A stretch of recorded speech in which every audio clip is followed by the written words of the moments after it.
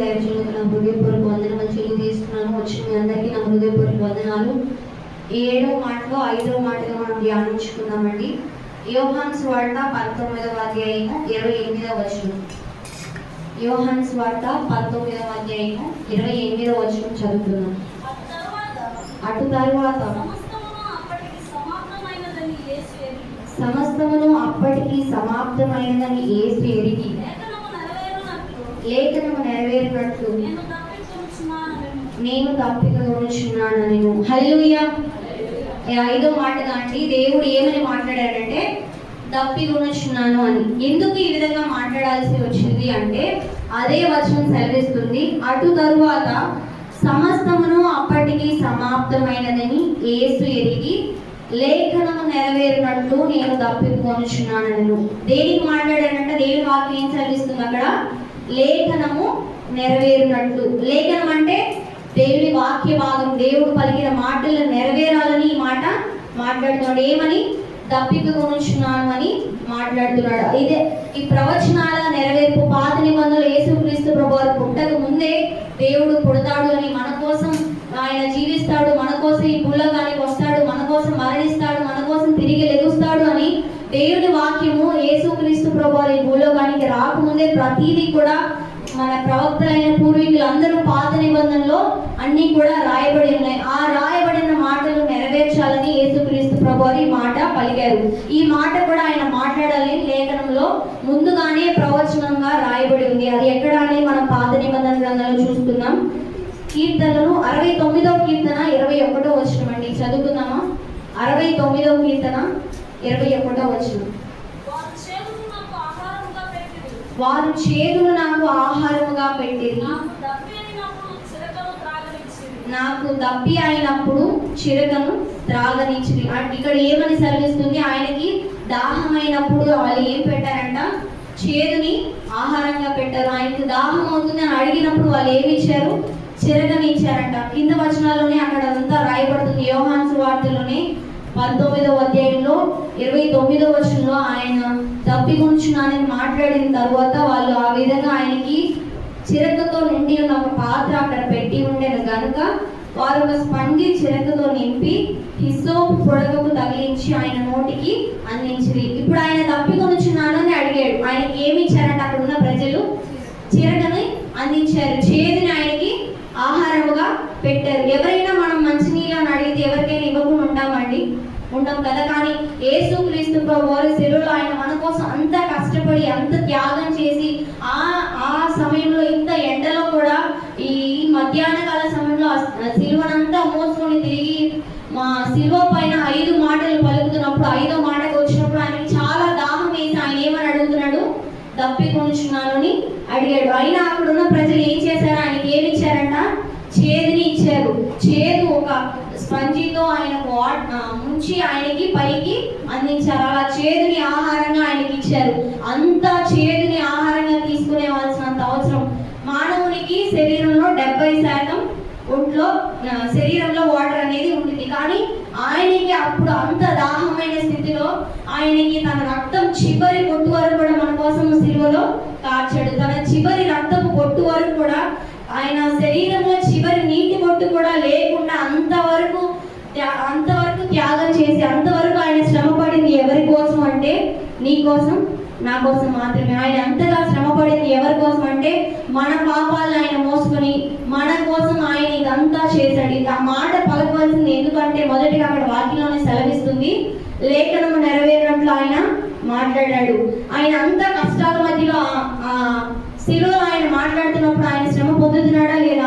ఆయన హింస పొందుతున్నాడా లేదా? హింస మధ్య వెళ్తున్నప్పుడు కూడా ఆయన అంత బాధ అనుభవిస్తున్నప్పటికీ కూడా ఆయన మదిలో ఆయన హృదయంలో ఒకటే ఒక మాట ఏంటి అంటే లేఖనము నెరవేర్చాలి. ఆ మాట నేను మాట్లాడాలి, తండ్రి చిత్తాన్ని నేను చేయాలి, ప్రవక్తలు ఇలా ప్రవచించారు, నేను ఆ మాట నెరవేర్చాలి, లేఖనాన్ని నెరవేర్చాలి అని ఆయన ఏదో ఒక మాట ఉంది, దాన్ని నేను నెరవేర్చాలని మాట్లాడలేదు. కానీ హృదయపూర్వకంగా ఇష్టపూర్వకంగా లేఖనము నెరవేర్చాలి అని ఆయన శ్రమల మధ్యలో వెళ్తున్నప్పుడు, కష్టాల మధ్యలో వెళ్తున్నప్పుడు కూడా ఆయన మాట మర్చిపో మర్చిపోకుండా మాట్లాడే వ్యక్తిగా ఉన్నాడు. ఇది మన శ్రమల మధ్యలో వెళ్తుండొచ్చు, మన కష్టాల మధ్యలో వెళ్తుండొచ్చు, మనము ఎన్నో హింసలు పొందుండొచ్చు, కానీ ఆయన పొందుతున్నంత బాధ అయితే మనము పొందట్లేదు. ఆయన అంత బాధలో కూడా లేఖనం నెరవేర్చాలనే ఉద్దేశంతో ఆయన మాట్లాడుతున్నాడు.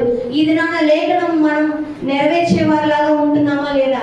మన శ్రమలకు వస్తే, ఒక కష్టం వస్తే, ఒక బాధ వస్తే దేవుడు నాకు ఏం చేశాడనే మాటలు మనం మాట్లాడతాం, దేవుడు నన్ను విడిచిపెట్టాడనే మాట మాట్లాడతాం. కానీ మనము ఆ శ్రమల మధ్యలో మనం వెళ్తున్నప్పుడు, సంతోషం వచ్చినప్పుడే దేవుడు కాదు, కానీ శ్రమ వచ్చినప్పుడు, కష్టం వచ్చినప్పుడు, బాధ వచ్చినప్పటికీ కూడా మనం లేఖనము నెరవేర్చే వారిలాగా ఉండాలి. దేవుడి వాక్యం ఏం చదివిస్తుందో అది నెరవేర్చే వారిలాగా మనం ఉండాలి. లేఖనానికి మనము లోబడే వారిగా ఉండాలి. దేవుడి వాక్యం మనం నెరవేర్చే వారిగా ఉండాలి. మన మాటల్లో అయినా, క్రియల్లో అయినా, ప్రతి విషయంలో అయినా లేఖనాన్ని మనం నెరవేరుస్తూ ఉండాలి. తన చిత్తానికి మనము లోబడుతూ ఉండాలి.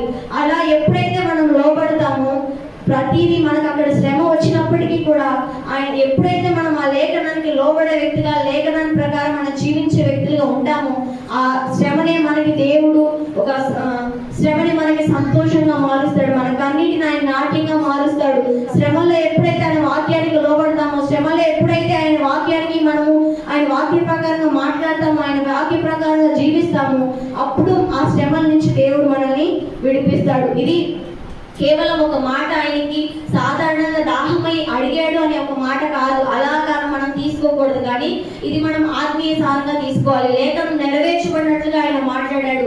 ఒక లేఖనం నెరవేర్చబడాలంటే ఆయన అంత శ్రమల్లో కూడా ఆ మాటని, దేవుని లేఖనం నెరవేర్చడానికి ఆయన ఎప్పుడు కూడా ఆ మనసు అనేది లేకుండా అదే ఉద్దేశంతో దేవుని చిత్తాన్ని నెరవేర్చాలనే ఉద్దేశంతో ఆయన మాట్లాడుతున్నాడు. రెండవ విషయం నేను ఈ మాట నుంచి మీతో చెప్పాలనుకుంటుంది ఏంటి అంటే, ఆ శ్రమ వచ్చినప్పటికి కూడా యేసు తండ్రి బలవంతం చేశాడని కాదు, కానీ లూకాసు వార్త 22:42 ఉండేది, నీ చిత్తం అయితే ఈ గిన్నె నా ఎదురు నుండి తొలగించు, అయినా ఈ నా ఇష్టం కాదు కానీ ఎవరి చిత్తం నెరవేర్చబడాలని ప్రార్థించాడు, తండ్రి చిత్తాన్ని నెరవేర్చబడాలని ప్రార్థించాడు. శ్రమలు గుండా వెళ్తున్నాడు, కష్టాల్లో వెళ్తున్నాడు, ఆ శ్రమను మోస్తున్నాడు. సిలువ ఎంతో భారంగా ఉంది, ఎండలో మన కోసం ఆయన పాపాలను మోస్తున్నాడు.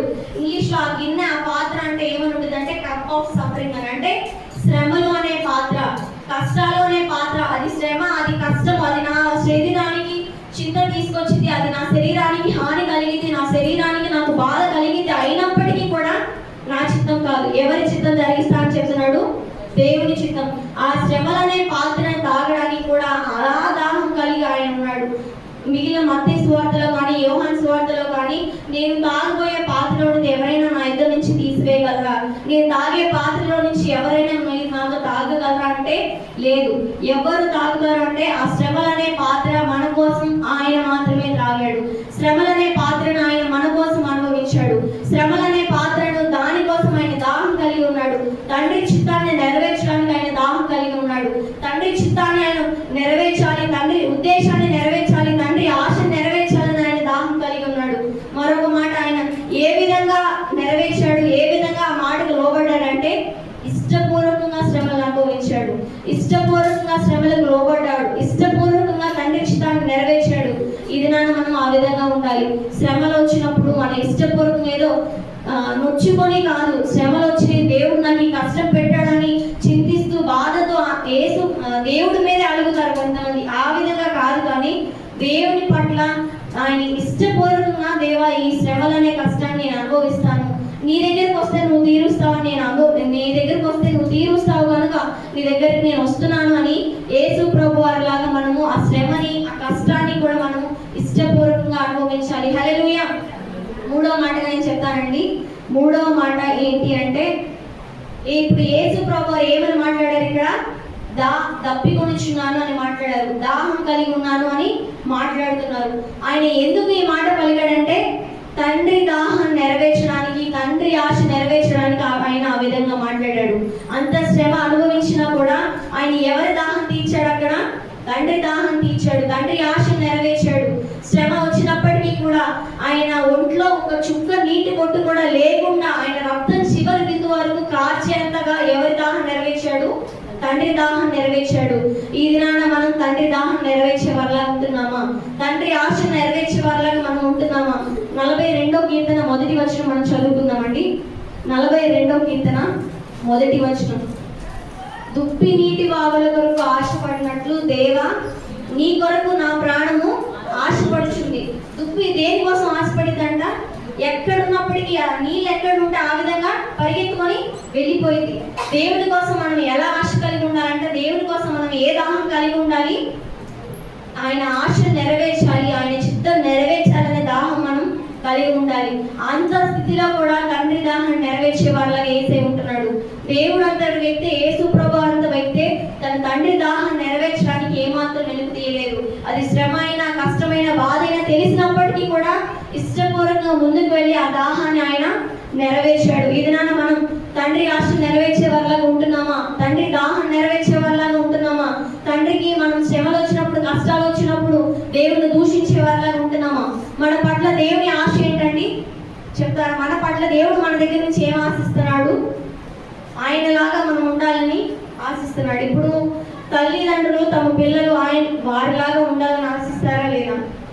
9 నెలలు తల్లి కడుపులో మోసినప్పుడు పుట్టబోయే బిడ్డ నాలా ఉండాలి, కళ్ళు నాలా ఉండాలి, మొహం నాలా ఉండాలి.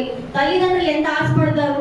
మేనమామలు మేనత్తలు అయినప్పటికీ తల్లిదండ్రులు కాకపోయినప్పుడు కూడా పుట్టిన బిడ్డ నాలాగా ఉందంటే నాలా ఉంది అని చెప్తారా లేదా? అనుకుంటారా లేదా? అలానే తండ్రి కూడా మన తండ్రి మన దేవుడు మన దగ్గర నుంచి అదే ఆశిస్తాడు కదండి. అదే మన దగ్గర నుంచి ఎదురు చూస్తాడు కదా.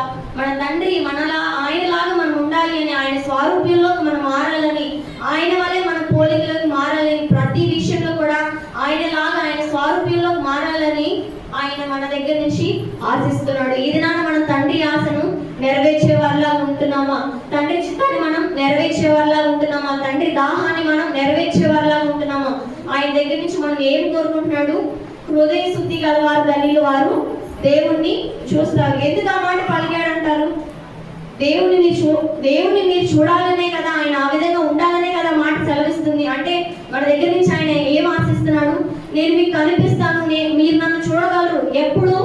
హృదయ శుద్ధిని మనం కలిగి ఉన్నప్పుడు. ఆయన మన దగ్గర నుంచి ఏం ఆశిస్తున్నాడు? హృదయ శుద్ధిని ఆశిస్తున్నాడు. ఎందుకు? మనం ఆయన్ని చూడాలని, మనం ఆయనలాగా మారాలని. ఇదన్న దేవుణ్ణి చూసే అటువంటి భాగ్యం మనకు ఉందా?